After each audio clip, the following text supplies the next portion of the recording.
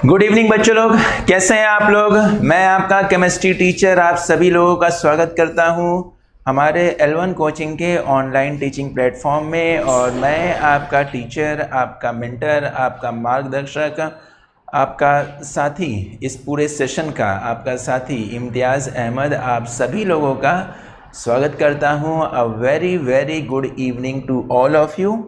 और L1 coaching में हम लोग ऑनलाइन क्लासेस करेंगे और जैसे ही हमारा ऑफलाइन क्लास स्टार्ट होगा फिर आपके पास ऑप्शन हो जाएगा या तो ऑनलाइन क्लास में ही आप कंटिन्यू करें या फिर ऑफलाइन क्लास में आप एडमिशन भी ले सकते हैं। वो गवर्नमेंट ऑफ इंडिया के गाइडलाइंस के अकॉर्डिंग ही हम लोग क्लासेस को स्टार्ट करेंगे। तो चलिए हम लोग लेट नहीं करते हैं, हम लोग पढ़ाई को स्टार्ट कर देते हैं क्योंकि सेशन स्टार्ट हो चुका है।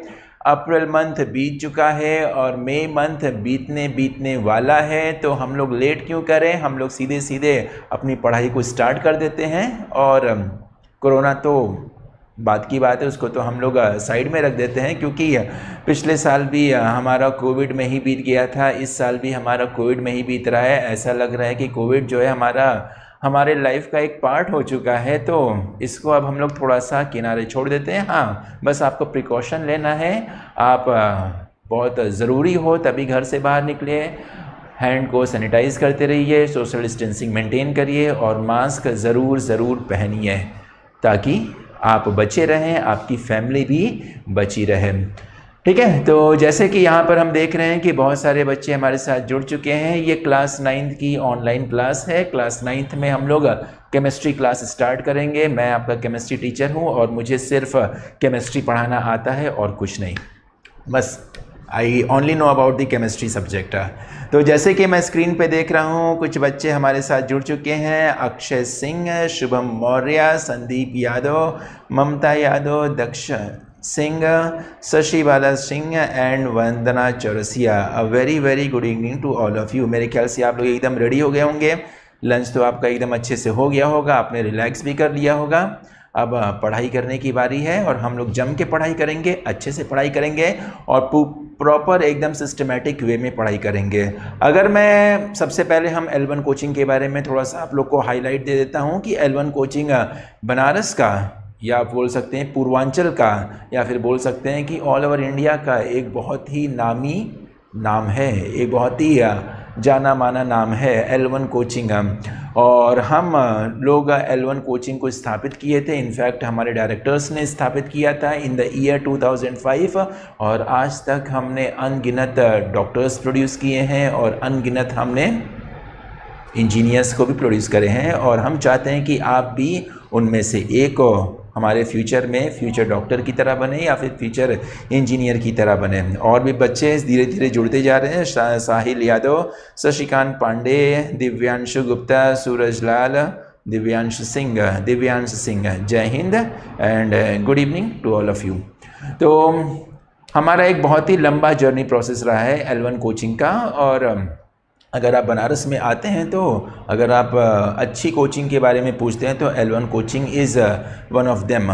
अच्छी कोचिंग में हमारा नाम आता है और काफ़ी अच्छी पढ़ाई हम लोग भी कराते हैं। स्टूडेंट ओरिएंटेड, सिलेक्शन ओरिएंटेड हमारा पढ़ाई करने का तरीका होता है। अगर मैं अपनी बात करता हूँ तो मैं केमिस्ट्री टीचर हूँ। मैंने IIT BHU से बी फार्मा किया हुआ है इन द ईयर 2012 और बी फार्मा में पूरा का पूरा केमिस्ट्री से जुड़ा हुआ सब्जेक्ट है, तो इसलिए मेरा फोकस केमिस्ट्री की तरफ ज़्यादा हो गया है और केमिस्ट्री मुझे अच्छा लगता है और मैं चाहूँगा कि आपको भी केमिस्ट्री अच्छा लगे। केमिस्ट्री बहुत ही हलवा चैप्टर होता है, हलवा टॉपिक होता है, इसमें आपको डरने की कोई बात नहीं है। बस जैसे मैं आपको बताता हूँ वैसे ही आपको फॉलो करना है, उसके अलावा कुछ भी नहीं। बस मेरी बात को मानिए और गारंटी के साथ बोलता हूँ कि आपका केमिस्ट्री में नंबर 100 आउट ऑफ 100 आएगा ही आएगा, ये मैं गारंटी लेता हूँ। बस आपको मेरी कही हुई बातों पर विश्वास करना है और उसको फॉलो करना है। तो जैसे कि मैं आपको बता रहा था कि केमिस्ट्री टॉपिक बहुत सारे बच्चों को केमिस्ट्री टॉपिक जो है डिफ़िकल्ट टॉपिक लगता है। तो मैं आपको केमिस्ट्री के बारे में एक बहुत ही इंटरेस्टिंग सी बात बताना चाहता हूँ। आज हमारा पहला लेक्चर है, तो पहला लेक्चर हमारा इंट्रोडक्टरी लेक्चर होगा। थोड़ा सा बेसिक बातें हम लोग बात करेंगे, थोड़ा सा रूल्स के बारे में बात करेंगे जो कि आपको पूरे के पूरे सेशन में फॉलो करना है, जिससे कि आपकी पढ़ाई अच्छे से हो और आपका सक्सेस की तरफ आपका काम सक्सेस आपको अच्छी तरीके से मिल जाए, फ्यूचर में आपको कोई दिक्कत ना हो, particularly in the chemistry topic का। तो मैं जैसे कि मैं बोल रहा हूँ कि केमिस्ट्री मेरा 8+ ईयर का मेरे पास टीचिंग एक्सपीरियंस है। 2012 में मैंने पास आउट किया था, तो 8 साल से भी ज़्यादा मैंने बच्चों को पढ़ाया है। और जब 8 साल से भी ज़्यादा बच्चों को पढ़ाया है तो मैंने एक बहुत ही कॉमन सा प्रॉब्लम देखा है बच्चों में। ज़्यादातर बच्चे आते हैं और बोलते हैं कि सर केमिस्ट्री मुझे समझ में नहीं आ रहा है, केमिस्ट्री मुझे डिफ़िकल्ट लग रहा है, केमिस्ट्री से मुझे डर लग रहा है। तो मैं आपको यकीन दिलाता हूँ केमिस्ट्री कोई डराने वाली सब्जेक्ट नहीं है। इनफैक्ट आप केमिस्ट्री को डरा सकते हो, बहुत ही इजी टॉपिक है। बस बच्चे क्या करते हैं कि थोड़ा सा सिली मिस्टेक कर देते हैं स्टार्टिंग लेवल पर ही, बेसिक लेवल पर ही बच्चे थोड़ा सा सिली मिस्टेक कर देते हैं, जिसकी वजह से उसका खामियाजा उनको आगे की क्लासेस में या फिर थ्रू आउट दी क्लासेस उनको भुगतना पड़ता है। 9th क्लास में गलती करोगे तो 10th क्लास में खामियाजा भुगतोगे, फिर 11th क्लास में भी उसका रिजल्ट देखने को मिलेगा, 12th क्लास में भी रिजल्ट देखने को मिलेगा। इनफैक्ट सारे क्लास में आपको फिर डर लगने लगेगा। कैसे डर लगा? क्योंकि आपने बहुत ही सिली सा मिस्टेक किया है। अगर हम केमिस्ट्री की बात करते हैं, जैसे कि यहाँ पे दिव्यांश बोल रहे हैं कि यस सर केमिस्ट्री बहुत डिफ़िकल्ट सब्जेक्ट है। बिल्कुल नहीं बेटा, आप बस एक साल मेरे साथ रहिए तो देखिएगा आपको लगेगा कि केमिस्ट्री बहुत ही आसान सा सब्जेक्ट है। तो केमिस्ट्री के बारे में अगर हम लोग बात करते हैं तो केमिस्ट्री को पढ़ने का एक तरीका होता है। बहुत सारे बच्चों को पता ही नहीं होता है कि केमिस्ट्री कैसे पढ़ा जाता है। तो केमिस्ट्री को पढ़ने का एक तरीका होता है। जैसे कि हम अगर बात करते हैं कि केमिस्ट्री कहाँ से स्टार्ट होती है, रियल केमिस्ट्री, कंपटीशन लेवल की केमिस्ट्री, बेसिक लेवल की केमिस्ट्री कहाँ से स्टार्ट होती है, तो हमारा एक आंसर आता है कि क्लास 9 से। क्लास 9 से केमिस्ट्री रियल में स्टार्ट होती है। क्लास 9 के पहले आपने केमिस्ट्री में क्या पढ़ा है, क्लास 9 के पहले आपने केमिस्ट्री में कितना पढ़ा है, कैसे पढ़ा है, क्या क्या पढ़ा है, उससे हमें कोई मतलब नहीं है। आपने जो पढ़ लिया उसको भूल जाइए। अब आप कैसे पढ़ोगे, अब आप क्या पढ़ोगे, अब आप किस तरीके से पढ़ोगे, वही डिसाइड करेगा कि आगे की केमिस्ट्री आपकी कैसी होने वाली है। अगर आपने 9th क्लास की केमिस्ट्री को एकदम स्ट्रॉन्ग कर लिया, एकदम मास्टर कर लिया, तो यकीन मानिए 10th क्लास में आपको कोई भी दिक्कत नहीं होगा, 11th क्लास में दिक्कत खत्म हो जाएगा, 12th क्लास में भी इसका बेनिफिट देखने को मिलेगा। क्योंकि केमिस्ट्री का सबसे बेसिक कॉन्सेप्ट जो स्टार्ट होता है वो है क्या बेटा, क्लास 9 से। अक्षय सिंह पूछ रहे हैं कि sir what is chemistry. Chemistry एक बहुत ही कॉम्प्लिकेटेड टॉपिक होता है, इसका डेफिनेशन के बारे में बात करेंगे। वैसे अगर केमिस्ट्री का डेफिनेशन देखा जाए तो क्लास 9th और 10th में केमिस्ट्री का डेफिनेशन नहीं है। क्लास 11th में जाएंगे तो एनसीईआरटी के पहले चैप्टर में पहली लाइन में केमिस्ट्री का बहुत ही अच्छा सा डेफिनेशन दिया हुआ है। क्लास 11th के एनसीईआरटी में पहले चैप्टर के पहले लाइन में केमिस्ट्री का बहुत ही अच्छा सा डेफिनेशन दिया हुआ है। पर फिर भी मैं इस क्लास 9th में भी आपको केमिस्ट्री का डेफिनेशन लिखवा दूंगा कि आपको एकदम आसानी से पता चल जाएगी केमिस्ट्री क्या है। क्योंकि केमिस्ट्री पढ़ रहे हैं तो हमें जानना चाहिए केमिस्ट्री होता क्या है, केमिस्ट्री की डेफिनेशन क्या है। सबसे पहले तो यही होता है। हम बोलेंगे कि किसी भी लोग से बोलेंगे कि हम केमिस्ट्री पढ़ते हैं, अब वो पूछ दिया कि व्हाट इज़ केमिस्ट्री, और हमें पता ही नहीं कि केमिस्ट्री क्या है, तो ये बहुत ही एम्बेरसिंग मोमेंट होता है, बहुत ही शर्मनाक मोमेंट हो जाता है कि हम केमिस्ट्री पढ़ रहे हैं और केमिस्ट्री हमें पता ही नहीं है। ठीक है, चलो हम बताएंगे केमिस्ट्री का डेफिनेशन क्या है, पर कुछ बेसिक बातें हम आपको बताना चाहते हैं। तो सबसे पहली बात है, केमिस्ट्री का जो बेसिक फाउंडेशन स्टार्ट होता है वो क्लास 9th में स्टार्ट होता है। मतलब कि क्लास 9 से आपकी रियल केमिस्ट्री स्टार्ट होती है और यही कनेक्ट होता चलता है क्लास 11th में, क्लास 10th में, क्लास 11th में और फाइनली क्लास 12th में। मतलब कि 9, 10th, 11, 12th की पूरी केमिस्ट्री आप पढ़ लेंगे तो आपका काम की केमिस्ट्री सब हो गया। उसके बाद आपको ज़्यादा कुछ और पढ़ने की ज़रूरत नहीं है। वैसे केमिस्ट्री तो बहुत बड़ा टॉपिक है, बहुत बड़ा टॉपिक है। इनफैक्ट हम लोग बोलते हैं कि हर रोज केमिस्ट्री जो होता है वो और भी बड़ा हो रहा है। तो हमें उसके बारे में सोचना नहीं है, हमें केवल लिमिटेड चीज़ों के बारे में ही पढ़ना है जो हमारे लिए काम का है। बहुत सारी ऐसे चीज़ें जो हमारे अभी काम का नहीं है, जो हमारे अभी काम का नहीं है, हम उसमें क्यों फालतू में अपना दिमाग खराब करें। हम अपना दिमाग वहीं पे लगाएंगे जहां से हमें रिजल्ट मिलेगा, जहां से हमें बेनिफिट मिलेगा, और बाकी चीज़ों की तरफ हम लोग सोचेंगे भी नहीं। क्योंकि फ्यूचर में क्या होता है कि बहुत सारे बच्चे आते हैं कि सर ये वाले सवाल का आंसर नहीं आता, ये क्या है, तो हम बोलते हैं कि ये फालतू है, अभी इसको पढ़ने की कोई ज़रूरत नहीं है। ठीक है, तो that is the way of studying the chemistry. अब यह है कि केमिस्ट्री को, जैसे कि मैंने अभी आपको बताया, ध्यान से सुनिएगा, ज़रा टाइप वाइप मत करिए, ध्यान से सुनिएगा। केमिस्ट्री को जैसे मैंने आपको बताया था कि केमिस्ट्री का बेसिक यहीं से स्टार्ट होता है। इसके पहले आपने क्या पढ़ा था, कैसे पढ़ा था, कितना पढ़ा था, हमें कोई उससे मतलब नहीं है। मतलब कि अब आपको एकदम ज़ीरो लेवल से स्टार्ट करना है। मतलब कि आप सोच लीजिए कि अभी हमें केमिस्ट्री में कुछ भी नहीं आता है, बस ये मान के चलिए, ये मान के हम लोग स्टार्ट करेंगे कि केमिस्ट्री में हमें कुछ भी नहीं आता है। तो एकदम ज़ीरो लेवल से स्टार्ट करना है, और हम लोग एकदम ज़ीरो लेवल से स्टार्ट करके अपने लेवल को धीरे धीरे बढ़ाते जाएंगे। ये नहीं कि हम एकदम एडवांस लेवल से ही पढ़ाई स्टार्ट करेंगे, बिल्कुल नहीं। हमें एकदम बेसिक लेवल से अपने बेस को मजबूत बनाना है, अपने फाउंडेशन को मजबूत बनाना है, तभी हमारी केमिस्ट्री अच्छी होगी। तो ज़ीरो लेवल से हमारी पढ़ाई स्टार्ट होगी। दूसरी बात यह है कि केमिस्ट्री को हमेशा एकदम सिस्टमैटिक वे में पढ़ना पड़ेगा बेटा, एकदम सिस्टमैटिक वे में। सिस्टमैटिक वे का मतलब ये है कि एक के बाद दूसरे चीज़ों को आप पढ़ेंगे। ये नहीं कि दूसरा चीज़ पहले पढ़ेंगे, पहला चीज़ बाद में पढ़ेंगे, उल्टा ऑर्डर में आप पढ़ाई नहीं करेंगे। उससे आपको केवल और केवल कन्फ्यूजन होगा, और कुछ नहीं, केवल कन्फ्यूजन होगा, और आपकी केमिस्ट्री जो है एकदम खराब हो जाएगी। तभी बच्चों को लगता है कि chemistry is a difficult topic. बिल्कुल नहीं, आपने सही तरीके से पढ़ा ही नहीं है, इसलिए आपको केमिस्ट्री डिफ़िकल्ट लग रहा है। तो एकदम बेसिक लेवल से हम लोग केमिस्ट्री स्टार्ट करेंगे। और दूसरी बात क्या है, केमिस्ट्री को एकदम सिस्टमैटिक वे में पढ़ेंगे। मतलब कि 9th क्लास की चीज़ 9th में पढ़ेंगे, 10th क्लास की चीज़ 10th में पढ़ेंगे। ये नहीं कि 10th क्लास की चीज़ अभी 9th में पढ़ रहे हैं, हमारे कोई काम का नहीं है अभी 10th क्लास का। पहले 9th क्लास तो हम मजबूत कर लें, फिर 10th क्लास के लिए तो हम लोग पढ़ेंगे ही पढ़ेंगे। तो इतनी बात आपको समझ में आ गई। I didn't know chemistry, Divyansh Singh, बड़ा परेशान बच्चा है ये Divyansh. I didn't know chemistry, समझ में आ जाएगा सब। बड़ी परेशान है, पूरा ऊपर से नीचे देख रहे हैं कि इसको एकदम परेशानी छाई हुई है, बड़ा परेशान आत्मा है। कोई बात नहीं, आपको हम शांत कर देंगे, परेशान होने की ज़रूरत नहीं है।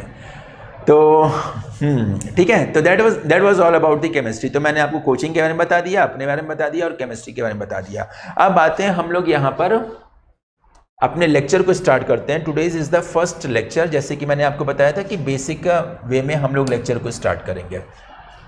L1 एस्पायर ऐप, अभी जो आप लोग का ऑनलाइन क्लास चल रहा है वो YouTube लिंक से चल रहा है, पर जैसे ही सब कुछ सही हो जाएगा, फ्यूचर में जैसे ही सब कुछ सही हो जाएगा, सिस्टमाइज्ड हो जाएगा, तो हम लोग आपको L1 एस्पायर ऐप पे स्विच कर देंगे। अभी आपको लिंक के थ्रू ऑनलाइन क्लास कराया जा रहा है, बाद में लिंक के थ्रू ऑनलाइन क्लास नहीं होगा, सीधे आपको L1 एस्पायर ऐप के थ्रू जुड़ना पड़ेगा। तो L1 एस्पायर ऐप क्या है? L1 aspire app is the a very very beneficial platform invented by prepared by the team of L1 coaching Durgakund Varanasi. बहुत ही खास ये प्लेटफॉर्म हमारा बना था। इनफैक्ट अगर हम L1 एस्पायर ऐप का थोड़ा सा बेसिक के बारे में बात करें तो L1 एस्पायर ऐप हमने 2 साल पहले बना लिया था, पर उस टाइम इसका कोई ज़रूरत नहीं था, तो इसलिए वो ठंडे बस्ते में था। 2 साल पहले बन चुका था। पर पिछले साल जब कोविड की वजह से, अप्रैल मंथ में जब कोविड की वजह से जब लॉकडाउन लगा था, तब सब की सब एकदम बंद हो चुका था। सारी कोचिंग बंद हो गई थी, स्कूल बंद हो गया था, सब लोग अपने अपने घर पे था। तो बहुत सारे बच्चे जो थे हमसे कांटेक्ट करके पूछ रहे थे कि सर अब हम लोग की पढ़ाई कैसे स्टार्ट होगी, क्योंकि लॉकडाउन ख़त्म होने का नाम नहीं ले रहा है, तो हमें पढ़ाई भी करना है, कैसे पढ़ाई होगी। तो हमने सोचा कि ऑलरेडी हमारे पास प्लेटफॉर्म तो है, L1 एस्पायर ऐप तो बना हुआ है, बस उसको और भी ज़्यादा मॉडिफाई करते हैं, और भी ज़्यादा उसको अच्छा बनाते हैं। तो हमने जल्दी अप्रैल मंथ में हमने उस L1 एस्पायर ऐप को और भी ज़्यादा अच्छा बनाया, और उसके बाद हमने मई मंथ में हमने L1 एस्पायर ऐप से ऑनलाइन कोचिंग क्लास लेना स्टार्ट कर दिया था। अगर हम बात करें तो ज़िले में या वाराणसी डिस्ट्रिक्ट में L1 कोचिंग पहला कोचिंग था जिसने ऑनलाइन क्लासेस स्टार्ट किया था। बहुत जल्दी हमने ऑनलाइन क्लास को स्टार्ट किया था, बाकी कोचिंग ऑनलाइन क्लास तभी स्टार्ट नहीं किया था। We were the premier in the online classes in the Varanasi district. हमें यूपी के बारे में बात नहीं है, पर वाराणसी के बारे में हम ख्याल रखते हैं। L1 एस्पायर, एस्पायर का मतलब होता है चाहना, मतलब कि आपकी चाहत है सक्सेस की तरफ। L1 एस्पायर, ठीक है। एस्पायर का मतलब होता है सक्सेस की तरफ अग्रसर।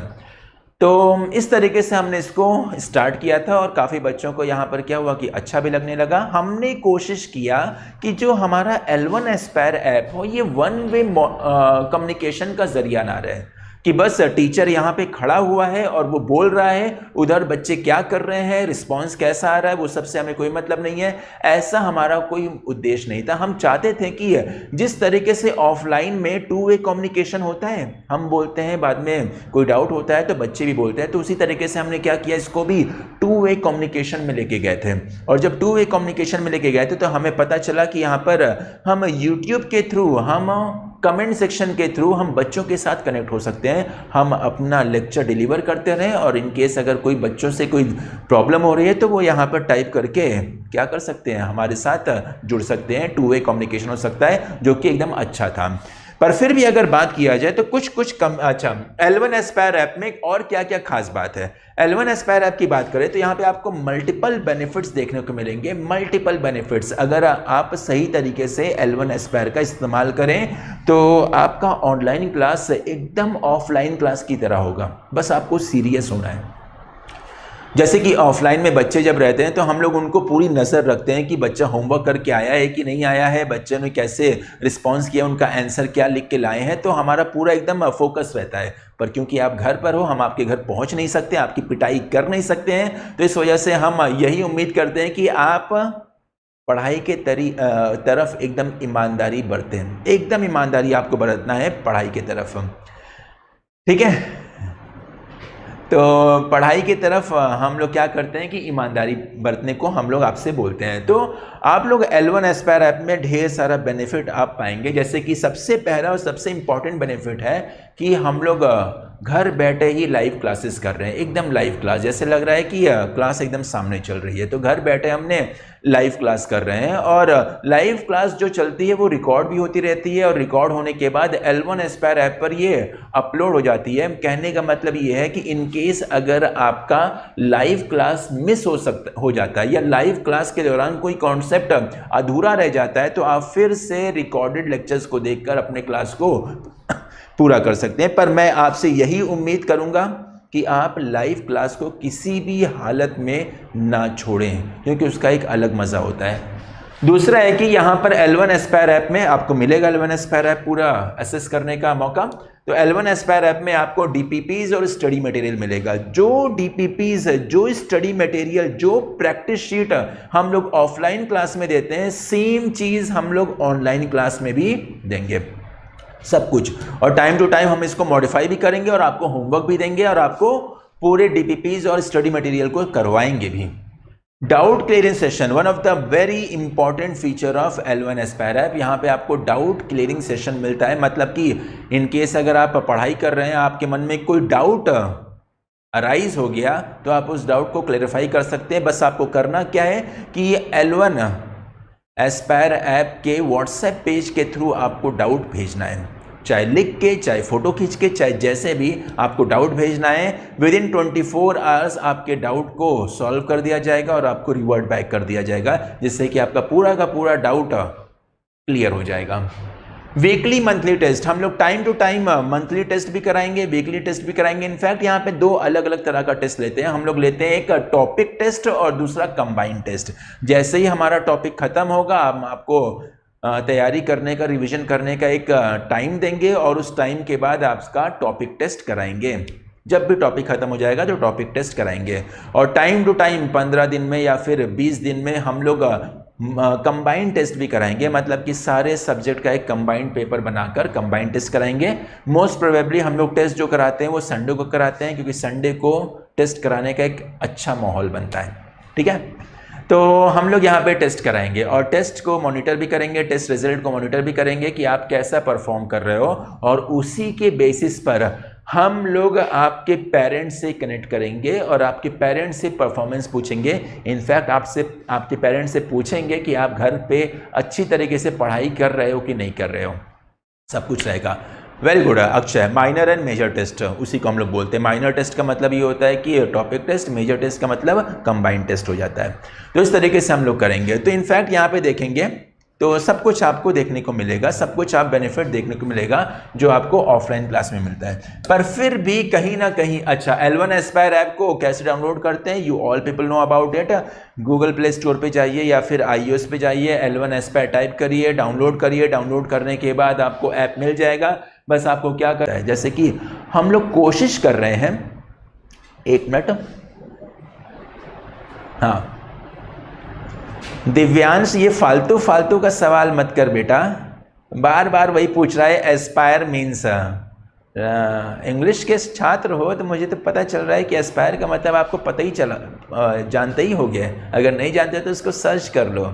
एस्पायर से मतलब हमें कुछ है ही नहीं है। ये आपके एग्जामिनेशन में थोड़ा ही पूछा जाएगा कि केमिस्ट्री के पेपर में पहला क्वेश्चन हो जाएगा कि what do you mean by Aspire. फालतू का जो चीज़ मैंने इसीलिए स्टार्टिंग में बताया था, फालतू की चीज़ों पे ध्यान आपको नहीं लगाना है। जो बच्चा फालतू की चीज़ों पे ध्यान लगाता है वो पक्का उसका परफॉर्मेंस खराब होता है। आपको वही चीज़ से मतलब होना चाहिए जो आपके एग्जामिनेशन में पूछा जाएगा।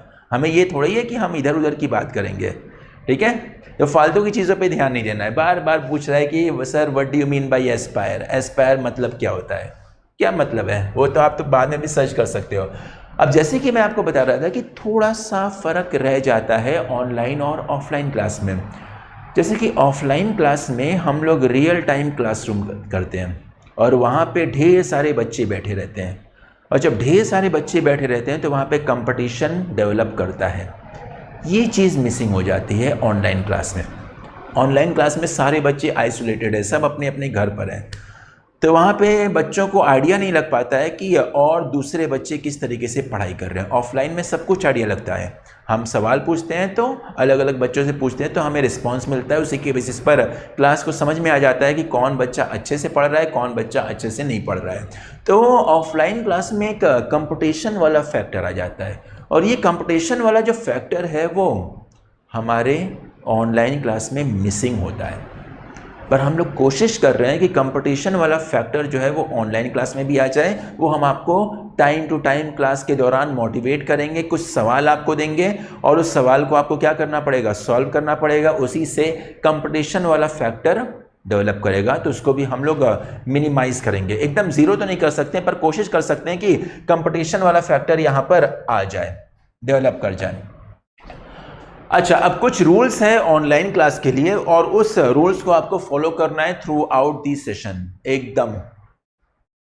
मतलब कि आज से लेकर जब तक क्लास 9 का लेक्चर चलेगा, ऑनलाइन क्लास का लेक्चर चलेगा, तब तक आपको इन रूल्स को एकदम फॉलो करना है। इस पे कोई भी कॉम्प्रोमाइज़ आपको नहीं करना है। अगर आपने इस पे कॉम्प्रोमाइज़ कर लिया मतलब कि आप लोग अपने सक्सेस से कॉम्प्रोमाइज़ कर रहे हैं, और मैं नहीं चाहता कि आप लोग अपने सक्सेस से कॉम्प्रोमाइज़ करें।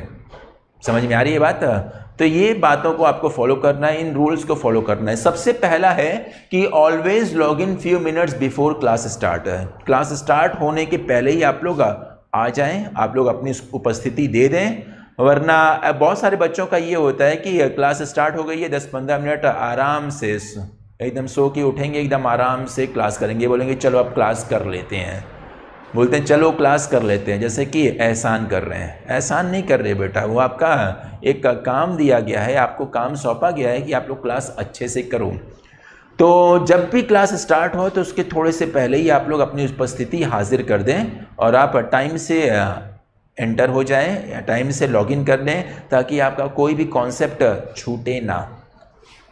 दूसरा, be ready with copy and pen. हमेशा जब भी ऑनलाइन क्लास के लिए बैठिएगा तो कॉपी और पेन हमेशा साथ में होगा। रैंडम वे में पढ़ाई मत करिएगा। जो भी मैं आपको दिखाऊंगा यहाँ पर, जो भी मैं आपको बताऊंगा, जो भी मैं आपको लिखवाऊंगा, उस सब की सब आपको फेयर कॉपी में लिखना है। हर एक चीज़ को फेयर कॉपी में लिखना है। मेरी हर एक बात को आपको नोटिस करना है ताकि आपका नोट्स प्रॉपर बनता रहे।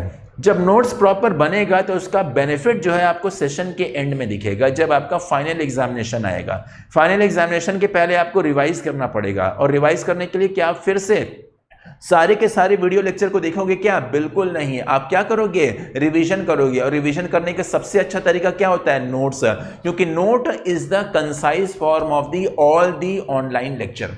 जितने भी ऑनलाइन लेक्चर हम लोग करेंगे उसका कंसाइज फॉर्म होगा, तो उसको आप लोग देख के आप लोग क्या करोगे? रिवाइज करोगे, और जब पेजेस को पलटोगे तो आपको अपने आप ही पूरा का पूरा ऑनलाइन लेक्चर एकदम रिवाइज होता जाएगा कि सर यहाँ पे कुछ इस तरीके से बताए थे, सर ने कुछ ये एग्जाम्पल बताया था, हमने यहाँ पे कुछ ऐसी मिस्टेक्स किया था, तो सब कुछ आपको याद हो जाएगा। तो रिवीजन करने के लिए आप लोग क्या करोगे?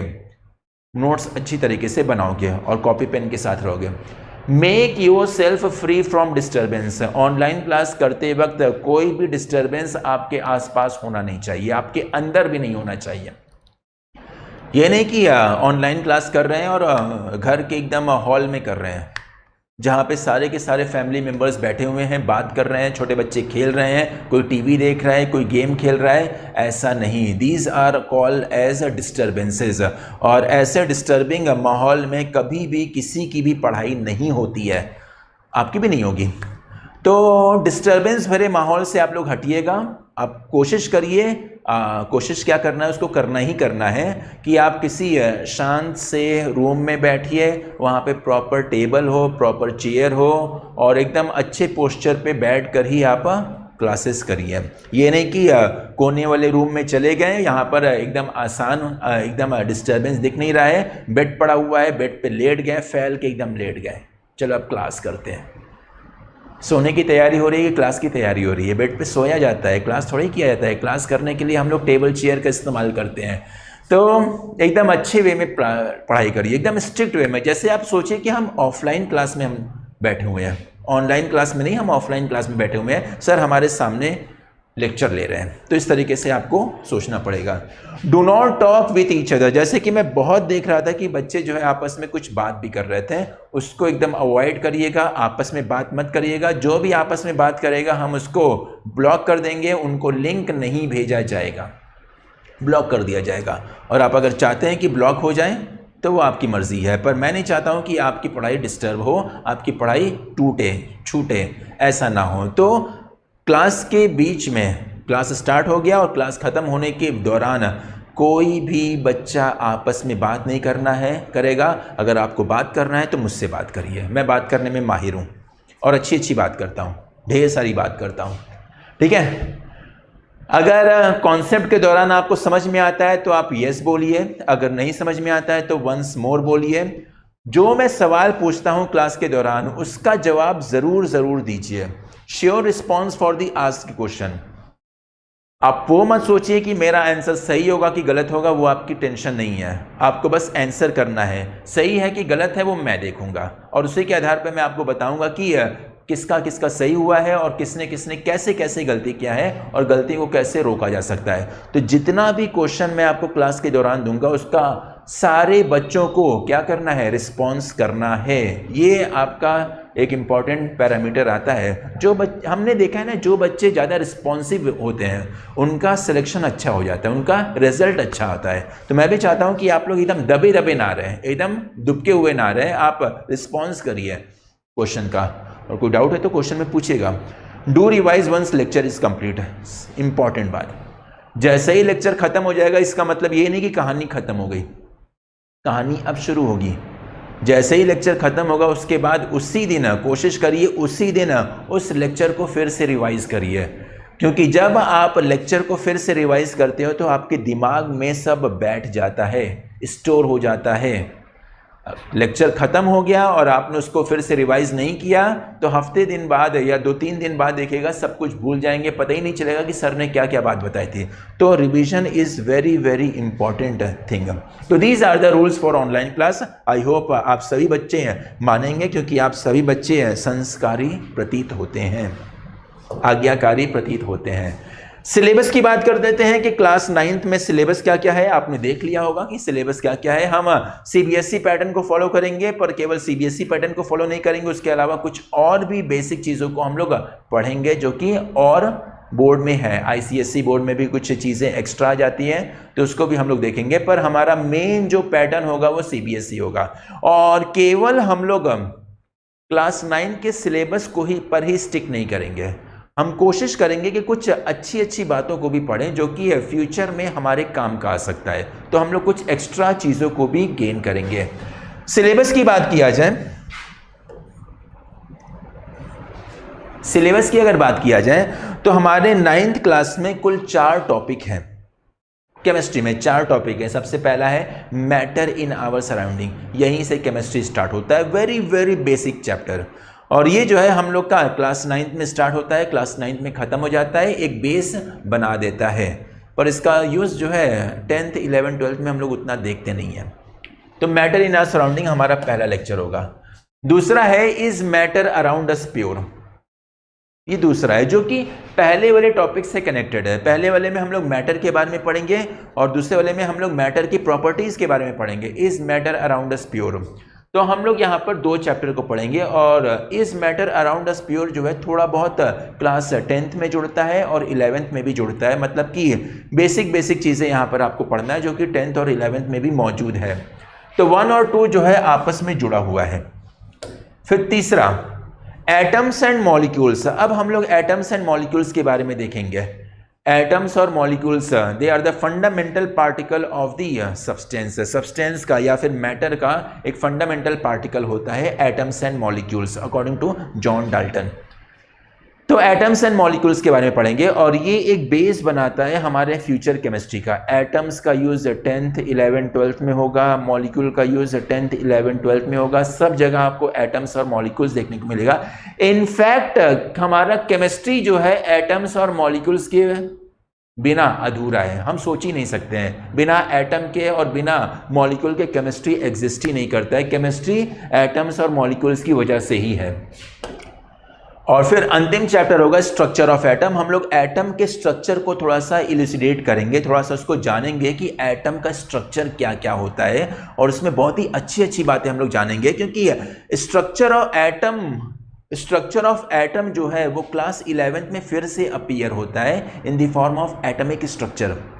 यहाँ पे स्ट्रक्चर ऑफ एटम है, बहुत ही बेसिक लेवल का हम लोग पढ़ाई करेंगे। बाद में यही चीज़ मॉडिफाइड वे में क्लास 11th में चला जाएगा एटमिक स्ट्रक्चर में। तो देख रहे हैं सारा चीज़ इंपॉर्टेंट है। Atoms molecule structure of atom जो है हायर क्लास में फिर से देखने को मिलेगा, और ये जो है आपका बेस मजबूत बनाता है। क्या मजबूत बनाता है? बेस मजबूत बनाता है। तो ये हो गया आपका सिलेबस, और आपने देख भी लिया होगा कि सिलेबस हमने कैसे किया है। Sir there are 8 topics in ICSE. जी हाँ बेटा, मुझे भी पता है कि आईसीएसई में 8 टॉपिक्स है, उसमें कुछ एक्स्ट्रा नॉलेज भी दिया हुआ है, उसमें बहुत सारी एक्स्ट्रा बातें भी करा हुआ है। पर सबसे पहले हम लोग सीबीएसई को ख़त्म करेंगे और उसके बाद हम लोग आईसीएसई को भी देखेंगे। आईसीएसई में जो एक्स्ट्रा चीज़ें दिया हुआ है उसको भी हम लोग बात करेंगे। वैसे अगर देखा जाए तो हमारे पास 4 टॉपिक पढ़ना है, और हमारे पास 4 टॉपिक पढ़ने के लिए समय कितना है? समय है 1 साल का समय। 2 महीना हटा दो, 10 महीने का समय हो जाता है। तो 10 महीने के समय में हमें 4 टॉपिक पढ़ना है, तो time is very very large, काफ़ी सफिशिएंट टाइम है हमारे पास। और इसमें हम लोग क्या करते हैं कि अच्छे से, बहुत ही अच्छे से हम लोग अपने सिलेबस को कंप्लीट करते हैं। अगर हम लोग अच्छे से भी पढ़ाई करें, एकदम अच्छे से भी पढ़ाई करेंगे, एक्स्ट्रा भी पढ़ाई करेंगे, तो हम देखते हैं कि हमारा जो सिलेबस है जनवरी तक आके ख़त्म हो जाता है। अगर कोशिश करें तो दिसंबर में भी ख़त्म हो जाता है, पर हम लोग जनवरी तक खींच के लेके जाते हैं बहुत ही अच्छे से पढ़ने पर। यानी कि आप समझ गए होंगे कि टाइम ज़्यादा है, हमारे पास टॉपिक्स कम है, तो हम लोग अच्छे से पढ़ाई करेंगे, और जैसे ही ख़त्म हो जाएगा फिर हम लोग क्या करेंगे, आईसीएसई के टॉपिक्स को भी कवर कर लेंगे। So this is the syllabus part. सबको समझ में आ गया होगा। तो चलिए हम लोग अपने लेक्चर को स्टार्ट करते हैं। Lecture number 1, matter and our surrounding. Heading डालिएगा मैटर, हेडिंग डालिएगा मैटर।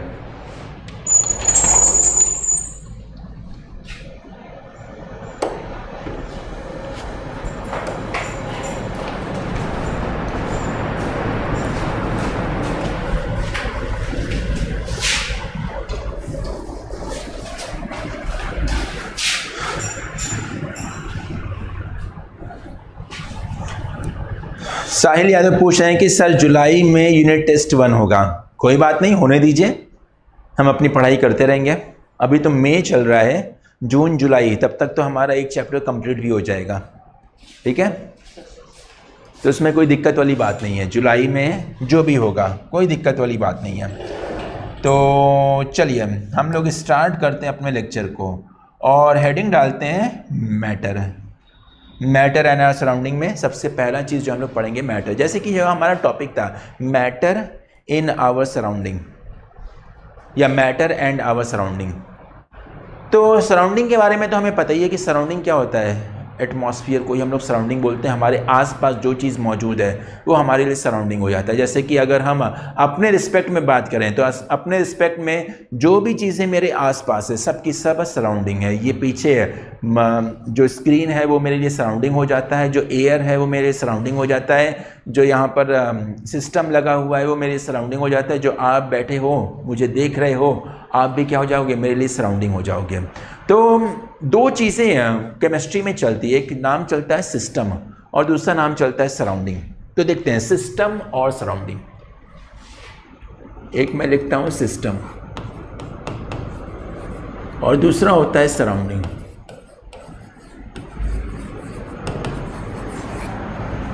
सिस्टम और सराउंडिंग। तो मैटर के बारे में हम लोग बात करेंगे।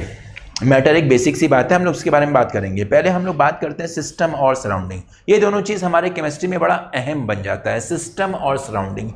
पूछते हैं कि सिस्टम होता क्या है। सिस्टम के बारे में हम लोग बोलते हैं कि anything which is under observation, anything which is under observation, उसको हम लोग बोलते हैं सिस्टम।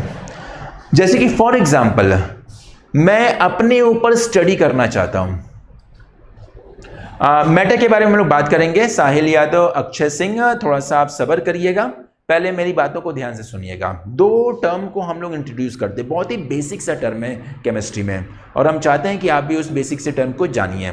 फ्यूचर में इसका हम लोग बहुत यूज़ करते हैं। सिस्टम का नाम तो हम लोग लगातार यूज़ करते हैं, सिस्टम के बारे में हम लोग पढ़ रहे हैं। सिस्टम बार बार हम लोग इस वर्ड का इस्तेमाल करेंगे और जब सिस्टम वर्ड का इस्तेमाल करते हैं तो उसके साथ साथ सराउंडिंग का भी नाम आ जाता है। तो पहले जानते हैं कि सिस्टम और सराउंडिंग क्या होता है, फिर हम लोग मैटर के बारे में बात करेंगे। तो सिस्टम क्या होता है? सिस्टम कोई भी चीज़ जो हम लोग स्टडी कर रहे हैं उसको हम लोग बोलते हैं सिस्टम। जैसे कि मैं खड़ा हूँ, मुझे अपने ऊपर स्टडी करना है तो मैं सिस्टम हो जाऊँगा। समझ में आई बात? या दूसरी बात हम लोग कर सकते हैं, जैसे कि ये बोर्ड है, मुझे इस बोर्ड के बारे में जानना है, इस बोर्ड के बारे में स्टडी करना है, तो अब ये बोर्ड जो होगा वो सिस्टम हो जाएगा। आप बैठे हो तो मैं आपके ऊपर स्टडी करना चाहता हूँ, आपके नेचर को जानना चाहता हूँ, आपके पढ़ाई करने के तरीके को जानना चाहता हूँ, आपके बिहेवियर को जानना चाहता हूँ, तो आप मेरे लिए सिस्टम हो जाओगे। यानी कि किसी भी चीज़ के बारे में अगर हम लोग स्टडी करना चाहते हैं तो वह चीज़ जो है हमारा सिस्टम कहलाएगा। सो anything which is under observation या anything which is under study, it is called as a system. अब ये कि सिस्टम के बारे में तो हमने जान लिया, तो सिस्टम के अलावा जितनी भी चीज़ें हैं, जैसे कि मैं अपने ऊपर स्टडी कर रहा हूँ तो मैं हो गया सिस्टम। तो सिस्टम को अगर छोड़ दिया जाए तो सिस्टम के अलावा जितनी भी चीज़ें हैं, ये बोर्ड हो गया, ये सिस्टम हो गया, फैन हो गया, ये एनवायरनमेंट हो गया, आप हो गए, बाकी सारे लोग हो गए, तो सिस्टम को छोड़कर जितने सारे बचे हुए चीज़ हैं उनको हम लोग क्या बोलते हैं? सराउंडिंग। तो एवरीथिंग एक्सेप्ट सिस्टम, सिस्टम को छोड़कर बाकी सारी चीजें जो भी आप सोचना चाहें, तो everything except system is called surrounding. इसी को हम लोग क्या बोलते हैं? सराउंडिंग का नाम बोलते हैं। कुछ भी आप सोच सकते हो, जैसे कि मैं अपने बारे में स्टडी कर रहा हूं तो मैं सिस्टम हो गया, तो मुझे छोड़कर इस दुनिया में जितनी भी चीजें हैं सब सराउंडिंग हो जाएगा। ये वर्ल्ड सराउंडिंग हो जाएगा, इस वर्ल्ड के बाहर जो भी प्लैनेट्स हैं वो भी सराउंडिंग हो जाएगा। समझ में आ गई बात? बस मैं इंक्लूड नहीं होना चाहूँगा। तो सिस्टम को छोड़कर बाकी जितनी भी चीज़ें हैं सब की सब क्या कराएंगी? सराउंडिंग कराएंगी। और जब हम लोग सिस्टम और सराउंडिंग को आपस में जोड़ते हैं, सिस्टम और सराउंडिंग को आपस में जोड़ते हैं तो हमें क्या मिलेगा बताइए। What will be obtained? Yes sir, but our first chapter is language chemistry. कोई बात नहीं बच्चा, कल कुछ बच्चे और भी हमारे दूसरे क्लास में पूछ रहे थे कि लैंग्वेज केमिस्ट्री, कोई बात नहीं, लैंग्वेज केमिस्ट्री इंक्लूड हो गया होगा, पर लैंग्वेज केमिस्ट्री जो है कोई नई बात नहीं है, वो हम लोग पढ़ लेंगे, ठीक है। तो बहुत सारे बच्चे बोले थे कि सर लैंग्वेज केमिस्ट्री क्या होता है। बेटा लैंग्वेज केमिस्ट्री जो होता है वो बेसिक फॉर्म ऑफ केमिस्ट्री होता है, उसको अलग से हम लोग पढ़ेंगे नहीं, हम जितने भी टॉपिक्स पढ़ेंगे सब की सब उसी में आ जाएगा लैंग्वेज केमिस्ट्री में, ठीक है। तो मैं ये बोल रहा था कि हमने सिस्टम के बारे में जान लिया, हमने सराउंडिंग के बारे में जान लिया। अब हमसे पूछा जाता है कि अगर सिस्टम और सराउंडिंग को आपस में जोड़ दिया जाए, ये सिस्टम ले लें और सराउंडिंग ले लें, सबको आपस में जोड़ दिया जाए तो हमें क्या मिलेगा? तो हमें यहाँ पे मिलता है यूनिवर्स। सिंपल सी बात, हमें क्या मिलेगा? यूनिवर्स। मैटर नहीं बेटा, मैटर तो आपका एक अलग चीज़ है। तो यहाँ पे 3 वर्ड हमने लेके आए हैं, सिस्टम, सराउंडिंग और यूनिवर्स। सिस्टम वह जो हम लोग स्टडी कर रहे हैं, सराउंडिंग वह जो हम लोग स्टडी नहीं कर रहे हैं, और सिस्टम और सराउंडिंग को जोड़ दिया जाए तो हमें क्या मिलेगा? यूनिवर्स, ब्रह्मांड। और ब्रह्मांड में क्या होगा? 2 ही चीज़ होंगी, एक सिस्टम होगा और दूसरा सराउंडिंग होगा। जो हमारे काम का है वो सिस्टम, जो हमारे काम का नहीं है वो सराउंडिंग, और सब मिलके क्या बनाएगा? यूनिवर्स। तो केमिस्ट्री में सिस्टम वर्ड का इस्तेमाल करेंगे। जब भी मैं केमिस्ट्री में सिस्टम वर्ड का इस्तेमाल करूं, समझ जाना कि मैं कुछ ऐसे चीज़ के बारे में बात करना चाह रहा हूं जो हमारे लिए काम का है, जो हमारे लिए स्टडी पर्पस से है, तो उसी को हम लोग बोलेंगे सिस्टम। जैसे कि मैं बोलूँगा सिस्टम पर हमने इतना काम किया, समझ जाइए कि सिस्टम कोई एक ऑब्जेक्ट है, कोई एक सब्सटेंस है जिस पर हम लोग कोई काम कर रहे हैं, कोई वर्कआउट कर रहे हैं, ठीक है। नोट कर लीजिएगा, ये डेफिनेशन नोट कर लीजिएगा, सिस्टम, सराउंडिंग और यूनिवर्स। जल्दी जल्दी कॉपी में नोट करिए, श्री गणेश करिए और अच्छे से लिखेगा। और कहने का मतलब ये है कि राइटिंग अच्छे से बना के लिखेगा बेटा, ये नहीं कि कोड वर्ड में लिख रहे हैं, इस तरीके से लिख रहे हैं कि फ्यूचर में खुद ही को नहीं समझ में आ रहा है कि हमने लिखा क्या है। ऐसी राइटिंग मत बनाइएगा, राइटिंग इंप्रूव करिएगा अच्छे से।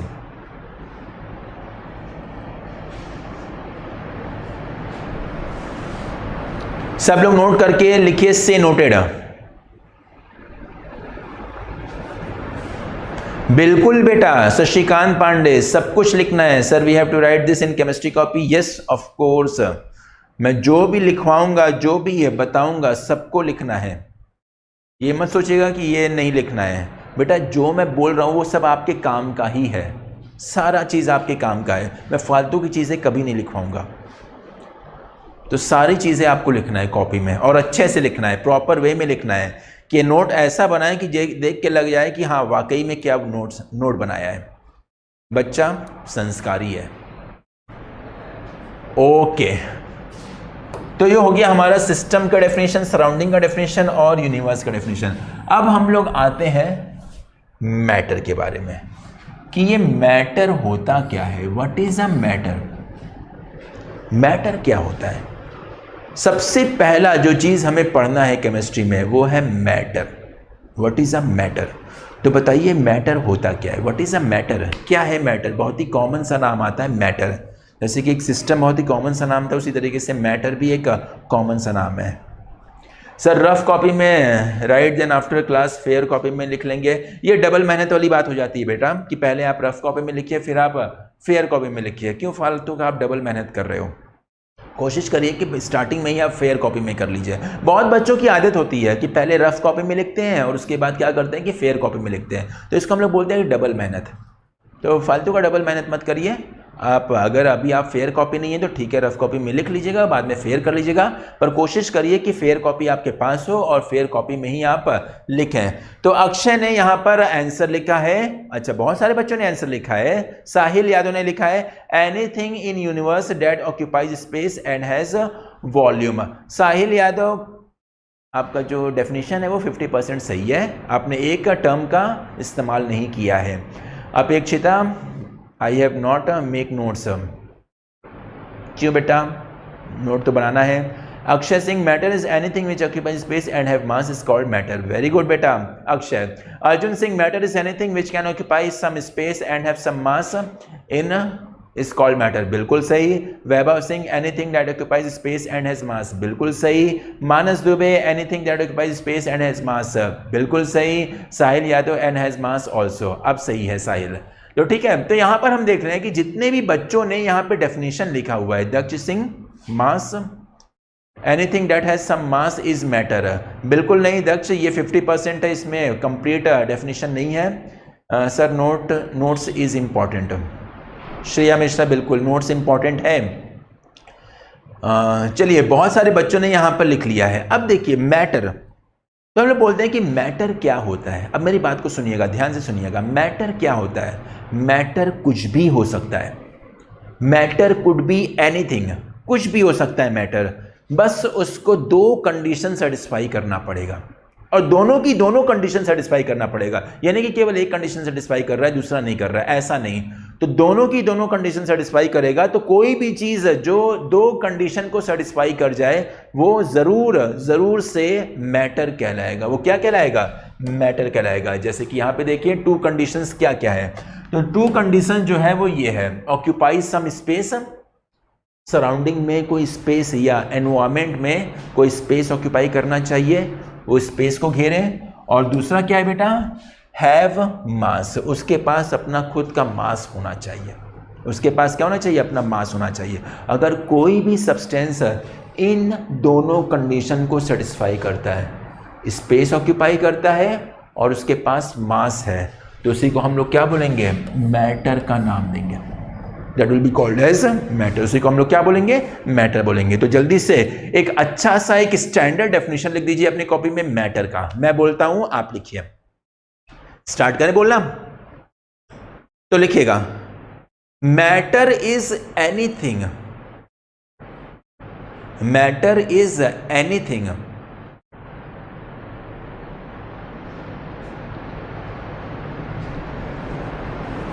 विच have got some mass. Matter is anything which have got some mass and occupies some space, and occupies some space,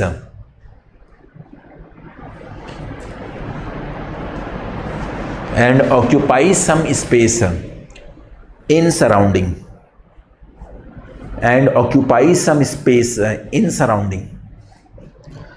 surrounding में कोई स्पेस ऑक्यूपाई करना चाहिए, तो इसके पास मास होना चाहिए और स्पेस। स्पेस कहने का मतलब वॉल्यूम से हो जाता है। वॉल्यूम एक टेक्निकल टर्म होता है, स्पेस जो होता है एक सिंप्लीफाइड टर्म होता है। तो हम लोग स्पेस वर्ड का इस्तेमाल करेंगे, वॉल्यूम का इस्तेमाल नहीं करेंगे। अगर आप वॉल्यूम लिख भी देते हो तो आपका डेफिनेशन गलत नहीं होगा, वो भी सही है, क्योंकि स्पेस को हम लोग वॉल्यूम में ही कैलकुलेट करते हैं। तो that is the standard definition of matter. बस आप इतनी बात लिख लेंगे, खत्म बात।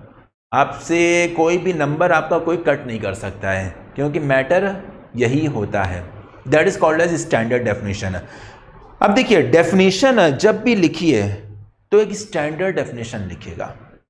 मेरी बात को ध्यान से मानिएगा, क्योंकि बहुत सारे बच्चे क्या करते हैं कि डेफिनेशन सही तरीके से लिख नहीं पाते हैं, और जब सही तरीके से नहीं लिख पाते हैं तो उनका नंबर कट जाता है। और जब नंबर कट जाते हैं तो बच्चे परेशान होते हैं, दौड़ते दौड़ते आते हैं मेरे पास कि सर मेरा नंबर कैसे कट गया, मैंने ढेर सारी बातें लिखी थी तो फिर भी मेरा नंबर कैसे कट गया। तो मैं उनसे बोलता हूँ कि बेटा तुमने स्टैंडर्ड वे में डिफाइन नहीं किया है। अब यह है कि स्टैंडर्ड वे में डेफिनेशन होता क्या है। स्टैंडर्ड वे में डेफिनेशन लिखने के लिए आपको 2 या 3 पॉइंट को फॉलो करना पड़ेगा। पहला पॉइंट, डेफिनेशन जब भी लिखिए सिंपल वर्ड का इस्तेमाल करिए, कॉम्प्लिकेटेड वर्ड का कभी भी इस्तेमाल मत करिए। सिंपल वर्ड मतलब कि ऐसे वर्ड का इस्तेमाल करिए जो सारे के सारे लोग जानते हैं। ये नहीं कि कुछ ऐसा टेक्निकल वर्ड का इस्तेमाल कर देंगे जो एग्जामिनर को भी नहीं पता है। जब एग्जामिनर को भी नहीं पता है तो वो फालतू में टाइम क्यों वेस्ट करेगा उसको जानने के लिए, वो सीधे नंबर काट देगा। बोले कि मुझे पता ही नहीं है ये क्या लिखा है, कौन सा वर्ड ये लिखा है, मुझे इसके बारे में तो आइडिया ही नहीं है, तुरंत नंबर काट देगा। तो डेफिनेशन जब भी लिखेंगे तो एकदम सिंपल से सिंपल लैंग्वेज का, सिंपल से सिंपल वर्ड का इस्तेमाल करेंगे। ये पहला कंडीशन होता है स्टैंडर्ड डेफिनेशन का। दूसरा, स्टैंडर्ड डेफिनेशन लिखने के लिए आप टू द पॉइंट स्टिक करिए, टू द पॉइंट स्टिक करिए। मतलब कि जितनी बातों को लिखना है उतनी ही बातों को लिखिए, फालतू की चीज़ों को मत लिखिए। बहुत सारे बच्चों का आदत होता है कि सवाल में पूछा जाता है कि एक लाइन में आंसर लिखना है, 1 नंबर का डेफिनेशन लिखना है। एक नंबर का मतलब ये हो गया कि एक सेंटेंस में आपको डेफिनेशन खत्म करना है। बहुत सारे बच्चों की आदत क्या होता है कि नंबर पाने के चक्कर में वो एक लाइन की बजाय 10 लाइन का डेफिनेशन लिख देते हैं, खूब उसमें कहानी भर देते हैं, अपनी रामायण भर देते हैं, अपना महाभारत भर देते हैं, सब कुछ भर देते हैं और बोलते हैं कि मेरा तो डेफिनेशन बड़ा लंबा चौड़ा था, मुझे नंबर अच्छा से मिलेगा, 1 नंबर तो पूरा का पूरा मिल जाएगा। एग्जामिनर कभी इतना लंबा चौड़ा आंसर की तरफ ध्यान ही नहीं देता है, वो देखेगा बोलेगा कि फालतू में इतना बड़ा ज़्यादा चीज़ें लिखा है, क्यों हम मेहनत करें, तो उसमें कुछ नंबर काट देता है। तो बच्चे परेशान होते कि मैंने ढेर सारी बातें लिखी थी फिर भी मेरा नंबर कट गया, क्योंकि आपने जो ढेर सारी बातें लिखी थी उसमें एग्जामिनर को ज़्यादातर बातें जो फालतू प्रतीत हुआ, फालतू लगा, तो उसने थोड़ा बहुत नंबर काट दिया।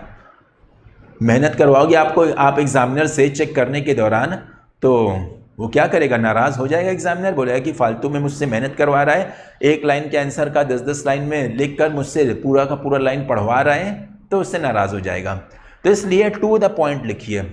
1 नंबर मतलब कि एक लाइन में या एक सेंटेंस में उसको ख़त्म कर दीजिए। अगर एक वर्ड में हो रहा है तो एक वर्ड में ही लिख के ख़त्म कर दीजिए, फालतू का कहानी लिखने की ज़रूरत नहीं है। ये होता है स्टैंडर्ड डेफिनेशन, ठीक है। तो सिंपल लैंग्वेज और टू द पॉइंट लिखिए, जो चीज़ की ज़रूरत है केवल उसी को लिखिएगा, अनवांटेड चीज़ को अवॉइड करिएगा। जैसे मैंने आपको जो डेफिनेशन लिखवाया है वो स्टैंडर्ड है। सबको बात समझ में आ गई ना? से यस। सबको बात समझ में आ गई तो से यस।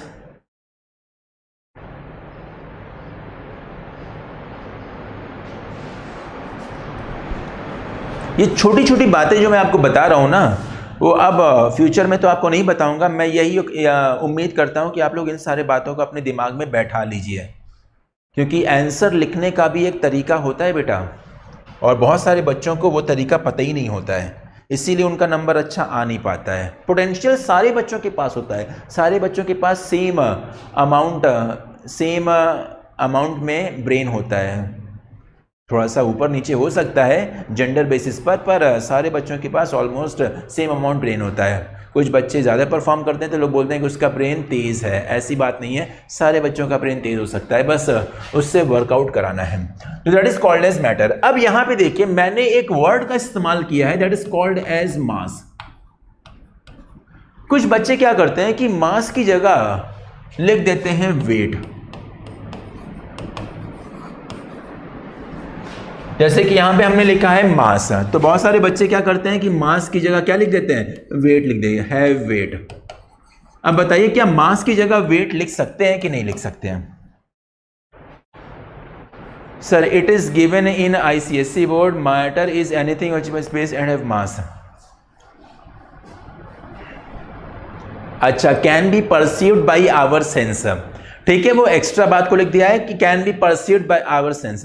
अब देखिए जिसके पास मास है, जो स्पेस को ऑक्यूपाई कर रहा है, हम उसको परसीव कर ही सकते हैं अपने सेंसरी ऑर्गन से। कोई भी आप मैटर का एग्जांपल लिखिएगा, कोई भी आप मैटर का एग्जांपल आप सोचिएगा, सारे के सारे मैटर के एग्जांपल को हम सेंसरी ऑर्गन के द्वारा परसीव कर सकते हैं। अगर मास आ गया, अगर वॉल्यूम ऑक्यूपाई कर लिया, तो वो हमारे सेंसरी ऑर्गन उसको परसीव करेगा ही करेगा, करेगा ही करेगा, बिल्कुल करेगा, ठीक है। हाँ, तो मेरा सवाल था क्या मास की जगह हम लोग वेट को लिख सकते हैं? 3 बच्चों ने बोला नो सर, इनफैक्ट ज़्यादातर बच्चों ने बोला नो सर। क्यों, वाई? मानस दुबे ने बोला sir what is difference between mass and weight. अब बताइए, आप ही लोग से हम पूछना चाहते हैं कि क्यों हम लोग मास की जगह वेट नहीं लिख सकते हैं? Why we can not write weight in place of mass? क्यों ऐसा? सारे बच्चों ने तो नो बोला है, पर मैं जानना चाहता हूं क्यों। ये मास और वेट में डिफरेंस क्या होता है? हाँ, Vaibhav Singh, weight depends on gravity but mass is constant. Very good. Mamta Yadav, sir what is difference between mass and weight? बताऊंगा बेटा। मास की SI यूनिट kg होती है और वेट की SI यूनिट न्यूटन होता है, यूनिट SI यूनिट के आधार पर इन्होंने बता दिया है, अच्छी बात है। Weight can be zero, weight can be zero हो सकता है, वेट ज़ीरो भी हो सकता है, ग्रेविटी नहीं है तो वेट ज़ीरो हो जाएगा। Because I am new student अपेक्षिता, ये क्या आई एम न्यू स्टूडेंट का मतलब क्या है? बार बार ये बच्ची बोल रही है कि new student, because weight is change from place to place, बिल्कुल सही। अब देखिए दोनों में फ़र्क होता है, और फ़र्क को हम लोग कुछ इस तरीके से करते हैं कि मास क्या होता है। मास को हम लोग लिखते हैं अमाउंट ऑफ सब्सटेंस प्रेजेंट, किसी चीज में कितना अमाउंट मौजूद है उसी को हम लोग बोलते हैं मास। ये अमाउंट को रिप्रेजेंट करता है, किसको? अमाउंट को रिप्रेजेंट करता है। वहीं अगर हम वेट की बात करते हैं, किसकी बात करते हैं? वेट की बात करते हैं, तो it is force exerted by the gravity, gravity की वजह से जो फोर्स एक्सर्ट होता है सब्सटेंस पर, उसको हम लोग क्या बोलते हैं? वेट। तो मास में फ़र्क होता है, वेट में फ़र्क होता है। अब क्या होता है कि बहुत सारे बच्चे जो हैं केमिस्ट्री में मास और वेट साथ साथ लेके चलते हैं, कभी मन करता है मास लिख देते हैं, कभी मन करता है वेट लिख देते हैं। मैं बोलता हूँ केमिस्ट्री में तो वेट का तो इस्तेमाल करना ही नहीं है, केमिस्ट्री में वेट वर्ड है ही नहीं, केमिस्ट्री में केवल मास है। वेट जो है आपका फिजिक्स का पार्ट है, फिजिक्स में हम लोग वेट का इस्तेमाल करते हैं, केमिस्ट्री में कभी भी हम लोग वेट का इस्तेमाल नहीं करते हैं। फ्यूचर में बहुत सारी किताबें वहाँ पे गलतियाँ भी दिए रहती है, वेट करके लिखा रहता है, पर नहीं, वो वेट नहीं है, वो मास के बारे में बता रहा है। ठीक है, तो mass is amount of substance, mass जो है वो अमाउंट को रिप्रेजेंट करता है, किसको? अमाउंट को रिप्रेजेंट करता है। और वेट किसको रिप्रेजेंट करता है? फोर्स को रिप्रेजेंट करता है। इसीलिए हम लोग बोलते हैं कि इसका जो SI यूनिट है वो क्या है बेटा? kg है, और इसका जो SI यूनिट है वो क्या है बेटा? न्यूटन है। एक बच्चे ने एकदम सही सही लिखा भी था, नोट कर लीजिएगा, दोनों में फ़र्क जानिएगा। मेरे ख्याल से सब लोग को अब पता चल गया कि फ़र्क क्या है मास और वेट में। और केमिस्ट्री में हम लोग केवल मास का इस्तेमाल करेंगे, वेट वर्ड का इस्तेमाल करना केमिस्ट्री में पाप है, और मैं नहीं चाहता कि आप लोग पापी बने। Note it down please.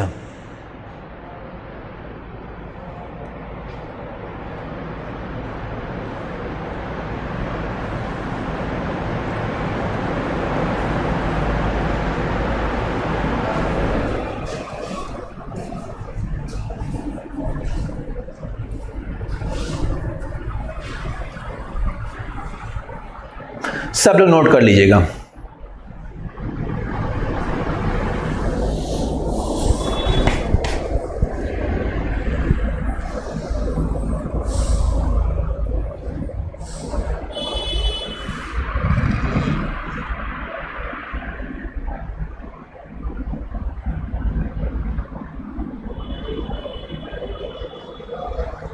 चलिए हम लोग आज के लेक्चर को हम लोग यहीं पे समाप्त करते हैं, टाइम इज़ ऑलमोस्ट ओवर।